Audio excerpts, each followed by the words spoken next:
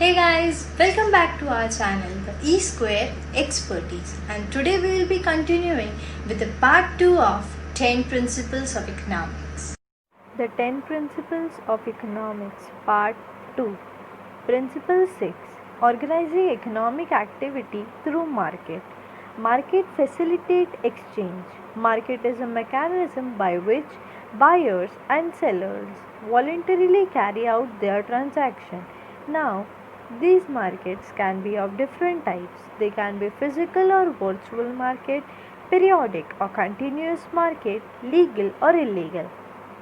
The markets have to answer the three basic questions: what to produce, how to produce, and for whom to produce. Now, suppose in our example, if the salary of people increases, then large number of people increase their demand for four vehicles, that is for cars, and they will reduce their demand for motorbike. The effect will be more on the motorbike because it will remain unsold and there will be a shortage of car in the market. The retailers then will order for more cars than bike. The wholesaler with this information asks the producer or the manufacturer for more car than bike. And so this is what we understand. According to the demand in the market will respond. Okay.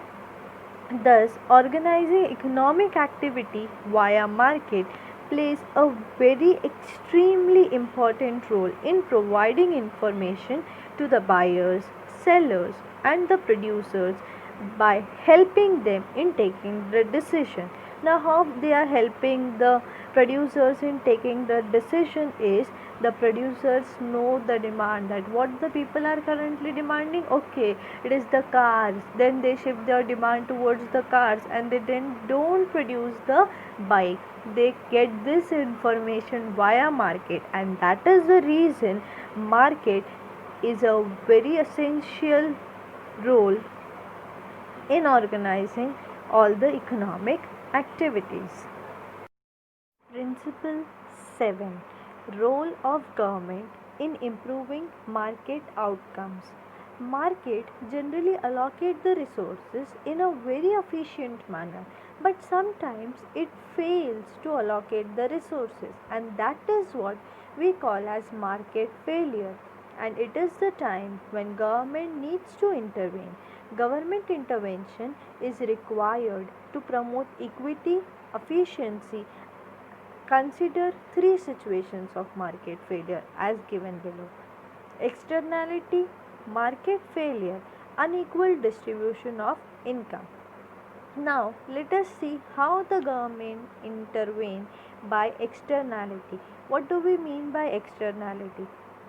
In the slide, you can see externality means impact of one person's action on the well-being of surrounding people.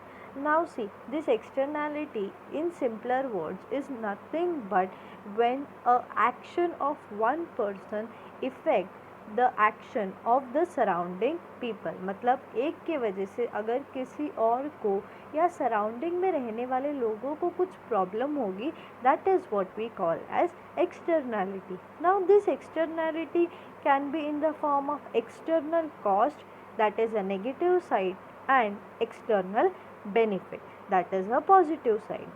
Now on the positive side, how it is, like if any construction builder or any builder for that matter is building many huge buildings and skyscrapers by cutting a lot of trees, then here the government will intervene and say that no, you are doing wrong, the cost others have to pay for this because others have to suffer from dirty environment.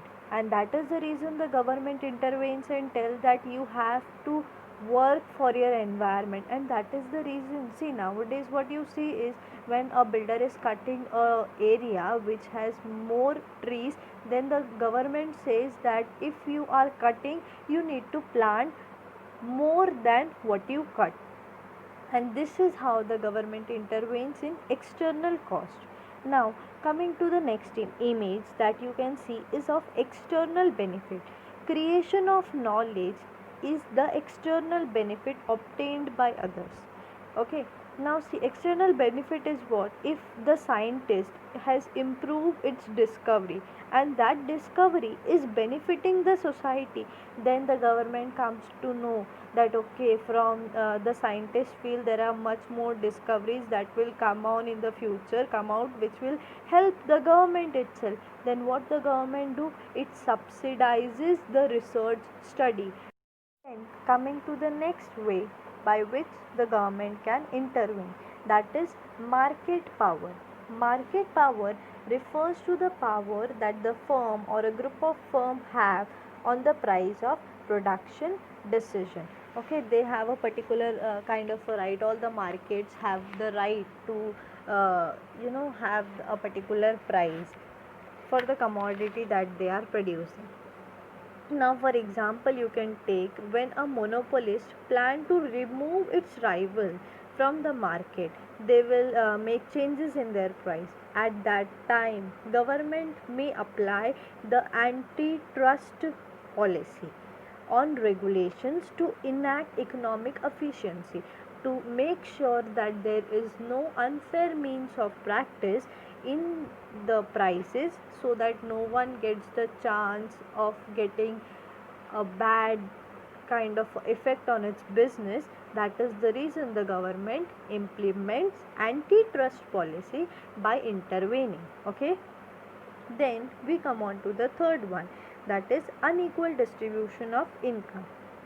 When income is not equally distributed, that is when the rich goes on becoming richer and the poor goes on becoming poorer. This is what we call as the unequal distribution of income. Now to level up this distribution of income, government use a tactic or a policy that you can call, or a way of dealing with this particular situation, that is what? Progressive taxation. Government use this measure of progressive taxation, where the government, what, in order to maintain that level of equity in the society, what it does is it charges higher tax from the richer people and lower tax from the poor people, to make sure that there is equity in the society. And these are the reasons by which the government intervened to improve the market outcomes. Thus, in this principle, the government tries to intervene in the market through all the three strategies that it can make a market come into its proper condition.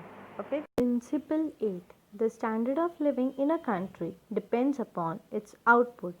The standard of living in a country at a given point in time refer to the quantity of goods and services that are available per person in that country at a given point in time. Standard of living can differ from country to country. It majorly depends upon the earning of individuals. If the people earn more, they have a higher standard of living, and if the people earn less, they have a lesser standard of living.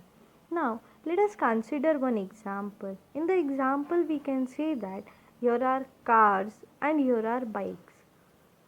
Now, if the people's income increases, what they are going to do is they are going to demand more for four-wheelers, more for bikes. Then, what the production unit will require? They will require their workers to work for a longer period of time, and if they work for a longer period of time, their incomes will also increase. The workers' income will increase, their standard of living will also increase, because now they will buy goods of more money as their income has increased. Thus, the relationship between productivity and the standard of living has great effect for a big policy. The policy makers, in order to increase the productivity, should ensure that the workers are well educated, because they are required to produce goods and services. Okay. Principle 9. Growth in the quantity of money and inflation. Inflation is a situation where there is an increase in money supply which leads to fall in the value of money, leading to higher prices. Simplistically, we can understand that when there is more money in the market, the value of the currency decreases. And when the prices in the economy increases consistently for a longer period of time, that is what leads to inflation. Let us consider one example. If people in the country are poor, is printing money by RBI the solution to remove the poverty? The answer is definitely no. Because if RBI prints more money and give it to every poor person, he will try to purchase more with all the increased money that they are having. And so we should understand one thing, that the supply of these goods and services have not increased according to the increase in the quantity of money. In this case, what is going to happen? Demand for goods and services will increase and the supply will be less compared to what the demand is. That will result in the rise in the prices. Okay, this rise in prices is what we refer to as inflation. And so when there is a growth in quantity of money, it generally leads to inflation. Thereby we can understand that giving money to the poor is not a solution to eradicate poverty. We cannot do this because the value of the money will fall and our currency will be less valued. Principle 10: Inflation and Unemployment Trade Off. Inflation unemployment trade off refers to a situation where increase in employment it is accompanied by increase in inflation. Means what? If employment is increasing, then inflation is also going to increase. There are two conditions. If the inflation rate is lower than the rate of unemployment is high, that means अगर inflation कम है तो unemployment ज़्यादा होगा. In the next condition, if inflation rate is high, then the unemployment is low. If a country chooses to have low rate of inflation, it has to settle with high rate of unemployment, okay, and the vice versa. Hence, countries have to choose what they prefer from the both. What they want, either do they want a higher inflation or do they want unemployment at a higher level? They need to make a choice. This is what we consider in this principle. The countries cannot have low level of inflation and high level of employment at the same time, and so the policy makers also have to think that if we make a situation of full employment, then also what we are going to face as a drawback is very much high inflation. Both the things cannot be achieved at the same time, that is low inflation and full employment. That is the reason we say in this principle that we need to make a trade-off between inflation and unemployment. With this ends our 10 principles of economics. For any queries, you can write down in the comment section below. If you need video on any particular topic, do mention it in the same. And don't forget to like, share and subscribe to our channel for more such informative videos on economics. Thank you.